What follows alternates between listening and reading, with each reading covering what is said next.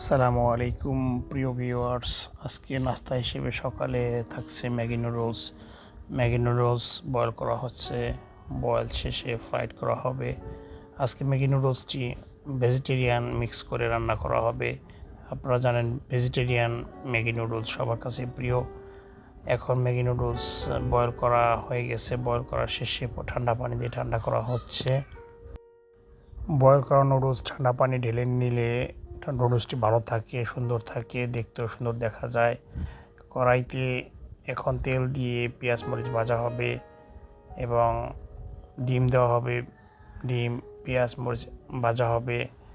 ভাজা শেষে ভেজিটেরিয়ান দেওয়া হবে। ভেজিটেরিয়ান মিক্স করে ফ্রাইড নুডলস তৈরি করা হবে।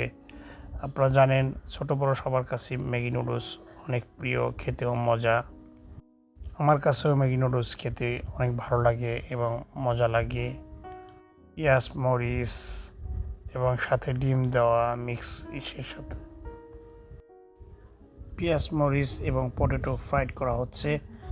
আপনারা জানেন পেঁয়াজ মরিচ এবং ভেজিটেরিয়ান যদি ভালোভাবে ভেজে নেয় তাহলে নুডলসটাও খেতে অনেক মজা লাগে, খেতেও স্বাদ হয়। এখন ভেজিটেরিয়ানের সাথে মশলা দিয়ে মিক্স করেছে অলরেডি। তো এখন ফ্রাইড করা হচ্ছে নুডলস মিশ্রিত সেই মশলার সাথে অলরেডি হয়ে গেছে। অত্যন্ত সুন্দর হয়েছে আজকের নুডলসের কালার এবং দেখতে সুন্দর। সাথে আছে দেশি মুরগির ডিম। আপনারা জানেন দেশি মুরগির ডিম একটি অনেক উপকারী জিনিস মানুষের জন্য। আলহামদুলিল্লাহ এখন খাবো ম্যাগি নুডলস। আজকের ফ্রাইড নুডলসটি অত্যন্ত সুন্দর হয়েছে, কালারও সুন্দর হয়েছে, ব্রাউন কালার হয়েছে। তো আমাদের ভিডিওটি ভালো লাগলে অবশ্যই ভালো কমেন্টস করবেন এবং সত্যি অনেক মজা হয়েছে আজকের নুডলস।